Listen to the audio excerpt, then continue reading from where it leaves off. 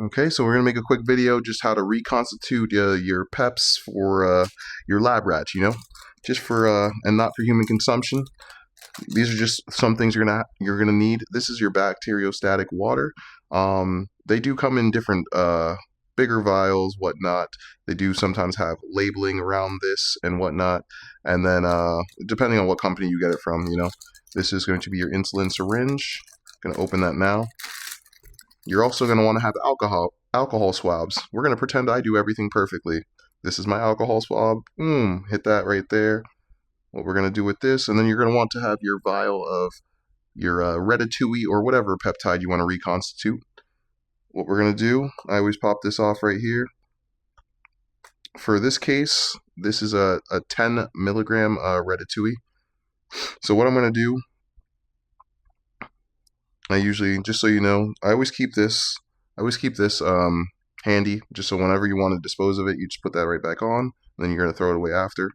Never use the same syringe twice when you're doing injections for your lab rat, of course. Only thing, we're going to go right in the middle, always right in the center. We're just going to fill this all the way up.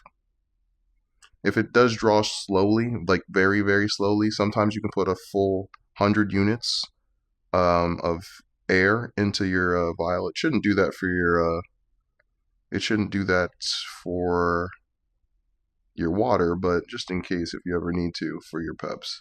So now that we have, this is 100 units, as you see right there.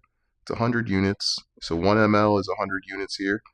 You're just gonna pop this top off. It just pops off just like that. And pretend again I have an alcohol swab. I would alcohol swab it, but I'm not perfect. One thing you want to do, you kind of want to pour it in like a beer. So when you want the water to hit, you want the water to hit the side of the glass. You don't want it to go straight into the peptide the pep. I gotta bleep that out because it could ruin the pep. I gotta watch these words because I don't want to get banned again. So even there, it's gonna instantly squirt all the way back. I should have been holding it, but you just slowly let it hit the wall on the side and whatnot. I'm still even doing it really fast, but you got to kind of control. You see how I'm holding my finger on it because it does pretty much suck the water into it by itself. But you just literally let it go all the way in until it drains all the water into it. I know I'm doing this kind of fast. It's really not a crazy process. Just pull it out. Usually one thing I do too as well, because I know that there's not a lot of back pressure in here, I will fill this up with an entire thing of air. If you do this later, it's okay. But this way, when you go to draw it out, it doesn't come out. And it's going to see the pressure right there. It's going to take the air in. And again, this is just air. So it's going to draw the air. You can push it in, but I was just showing you that there is pressure. And then whenever I'm done with this, you can still save this one for an injection. But say if you ever use a syringe on yourself, don't use it again and just dispose of it.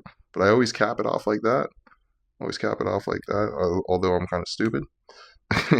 And then after you have the water in here, you see how the powder on there isn't mixed. And I did touch the top. You shouldn't do that, just to be sanitary. But see how it's not mixed right there? You just kind of want to spin it around like this. And if it does break up instantly, usually that's not the best sign. But it's still not the biggest problem. But usually you'll do this, and you'll kind of keep doing that for like a good 20, 30, like 2 minutes, whatever, 3 minutes, whatever it takes. I usually just go back and forth. I might go around. You don't want to shake it. The one thing you don't want to do is shake it because it is, with the peps and everything, they are very sensitive. It's not going to be anything crazy. I've never had any issues like this, but just to play it safe, I don't want to take the chance. But as you can see, it's slowly breaking the pep and it's getting mixed into the water. So again, you don't have to shake it, even if it takes a little bit longer or whatnot. You just keep going back and forth, and everything will kind of break down, and it will kind of dilute into the water. What you want it to look like after, it's going to look like just clear water, and that's what you're looking for. You want to make sure it's not cloudy or anything like that. That means the whole entire pep dissolve into the water, and it will be good to go. You're not going to inject this into your lab rat, of course, right away. What you're going to do, you're going to put it in the fridge. And usually I wait 20 to 30 minutes before my lab rat's first injection. And as you can see, it's still like breaking down. There's still a little bit, but I'll speed this up. go back and forth until it is completely broken down. There you go. And there is still, like a little bit of white.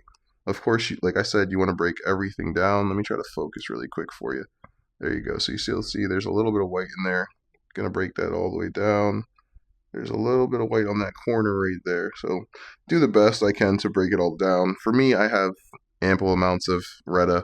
I'm not really too worried about it for myself, but for anybody that doesn't have ample amounts, like I have that, and then I have a bunch more on the way. So I'm not too worried about it. But once it does look similar to this, it should look literally like water. As you can see, this looks very clear. There's still like a little bit I can get to break down. Actually, I think that's everything. So that is everything. I'm going to try to hold it like this. It's because I'm holding it sideways. It's at a weird angle, but I can assure you it is very clear and whatnot. So that's what it's going to look like from here. You're going to put this, the vial, in the fridge for 20 to 30 minutes. After you put it in the fridge, after the 30 minutes, every single 10 units on here, so every 10 units is a milligram. So 10 units would be 1 milligram, 20 units would be 2 milligrams. Usually as a recommending dose for Retatrutide, of course, I usually put my lab rat at 2 milligrams. But it just depends, as you know. Now you know, though, the way it's set up is every 10 units will be a milligram. So it's really easy, really simple. After you do that, after you use your syringe one time for any injections, just toss it out, never use it again. There's other things you can always add. There's other peps and whatnot, whether it's SLU-PP, MOTS-C, tesamorelin, GH. It's all done all the same way. So there's other things like methylene blue you can always add as well. Kind of going on a tangent, but that's pretty much how to reconstitute your peps. It's really simple, really easy. Again, don't shake it, anything like that. Once you come out the fridge, I'll even do an example of this part. I just bent it, so don't do that. Well, I'm not too worried about it. I'm just going to straighten it up right here. What you would do, again, we're going to pretend this was in the fridge for 20 to 30 minutes. You would just fill it like that. And remember, I did put an air into it, so it does fill up relatively quicker than it usually would if you didn't. But that right there, I'm going to put this back in the vial, but that right there would be 2 milligrams. And that's what I usually recommend to start at. So there you go. That's how to reconstitute your peps. It's really simple, really easy. After you do it one time, you'll never forget again. But at this point, I'm just going to throw this away, and that's everything. But I appreciate you guys. Peace.